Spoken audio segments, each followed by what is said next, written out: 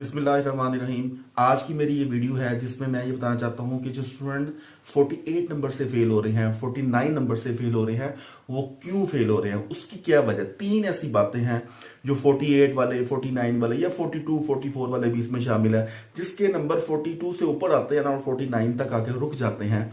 वो स्टूडेंट को मैं अच्छा मानता हूँ। स्टूडेंट को मैं कहता हूँ ये स्टूडेंट अच्छा है, इसने मेहनत किया, ट्राई किया, बट कुछ बैड लक्स हुई, कुछ इसने टेक्निक्स अप्लाई की। और टेक्निक्स को अगर आप देख लो, जो मैं आपको तीन टेक्निक्स बताने लगा हूँ सिर्फ, कि आप 48, 49 नंबर से इंशाल्लाह ताला कभी फेल नहीं होगे अगर आप तीन तीन बातों के ऊपर पास, इन तीन बातों के ऊपर आप अगर अपना पूरा ध्यान दें, आप इन तीन बातों के ऊपर ध्यान देंगे, इन तीन टेक्निक्स को अपनाएंगे, तो इंशाल्लाह ताला आप कभी भी 48, 49 या 40 की लाइन में तो पास नहीं, फेल नहीं होंगे, बल्कि आप अच्छे नंबरों से पास होंगे और आप हमेशा एक अच्छा स्कोर कर पाएंगे अगर आप इन तीन बातों को रखो। नंबर 1, हमेशा अपना टारगेट 80% रखो अपने मॉक एग्जाम में। अब मैंने क्या देखा कि 99% स्टूडेंट क्या कहते हैं, मॉक एग्जाम में 50 नंबर आया, 55 आया, 60 आया, इट्स ओके। और टीचर भी कहते हैं इट्स ओके। नो, आपका मॉक एग्जाम में स्कोर 80% प्लस होना चाहिए। आप जो भी मॉक एग्जाम कर रहे हैं, आप अपना मॉक एग्जाम खुद कंडक्ट कर रहे हैं या आपका इंस्टीट्यूट कर रहा है, या आपको किसी टीचर ने दिया है, या आपने कोई पेड मॉक एग्जाम दिया, कहीं से भी लिया, आपका मॉक एग्जाम 80% से ऊपर होना चाहिए उसका रिजल्ट हमेशा।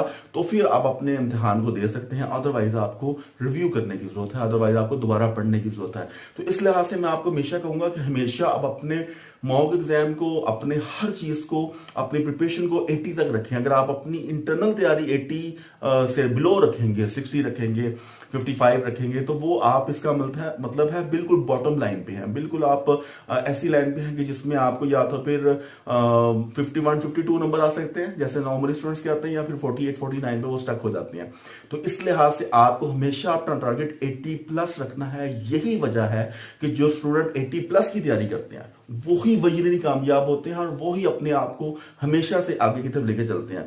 देखिए फॉर एग्जांपल, अगर आपने अपने आप को 55 या 60 तक रखा और कहा जी मेरे 60 नंबर अगर मॉक एग्जाम में आ जाते हैं तो मैं पेपर दे सकता हूं, नहीं, आप इस वक्त बॉटम लाइन पे आप रिस्क के ऊपर पेपर दोगे। चाहे तो 52, 54 नंबर आ जाएंगे या फिर 48, 49 आ जाएंगे। तो 52 वाला भी बाय चांस ही पास हुआ, एक दो उसका क्वेश्चन गलत होता तो वो जाहिर बात है बिलो द बेल्ट हो जाता। तो अबव द बेल्ट इसलिए आगे हो सकता है उसका तुक्का लग गया हो, तो तुक्के कब तक लगते रहेंगे। यही तुक्कों से मैंने आपको बचाना है कि आप अपने आप की तैयारी को 80 प्लस रखो। Second is that, mock exam कम से कम आप 6 से 7 जरूर दो, 6 to 7 मॉक एग्जाम जरूर दो। आप इंटरनल मॉक एग्जाम अपने खुद भी प्रिपेयर कर सकते हो, आप किसी अकेडमी से मंगवा सकते हो, आप अपने इंस्टीट्यूशन से डिमांड कर सकते हो, अपने टीचर से डिमांड कर सकते हो कि हमें मॉक एग्जाम हर हाल में चाहिए। तो 6 से 7 मॉक एग्जाम कम से कम भी आपको करना चाहिए।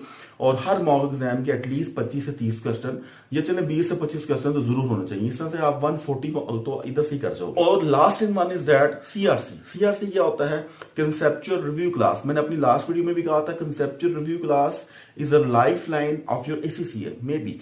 क्योंकि आपके लिए कंसेप्चुअल रिव्यू क्लास का लेना इसलिए लाजमी होता है क्योंकि आप तो समझते हैं कि आपके सारे कंसेप्ट बिल्कुल ठीक हैं, लेकिन टीचर से कंसेप्चुअल रिव्यू क्लास लेंगे तो टीचर बताएगा कि आप अगर किसी क्वेश्चन को ठीक समझते हैं, आपका ख्याल से आप अब्जॉर्प्शन कॉस्टिंग का फार्मूला ठीक अप्लाई कर रहे हो, उसकी आपकी टेक्निक ठीक है, तो टीचर का वो दिखा देंगे कंसेप्चुअल रिव्यू क्लास में कि sir I am adopt this kind of methodology, और मेरा इस चीज का यही भी लॉजिक है और इस तरह से भी हो सकता है, या मेरा ये चीज का ये लॉजिक है, आपके ख्याल से मैं ये ठीक लॉजिक कर रहा हूं, या मैंने अगर यूनिट कॉस्टिंग निकालना है या उसका फार्मूला अप्लाई कर रहा हूं तो मेरा इसमें ये फार्मूला मैं अप्लाई कर रहा हूं और ये मेरा ये लॉजिक है, तो क्या मेरा ये लॉजिक ठीक है। तो कंसेप्चुअल रिव्यू क्लास में एक डिस्कशन एरिया होता है जिसको मैं सीआरसी बोलता हूं। ये जरूर 3 से 4 क्लासेस जरूर लेने चाहिए।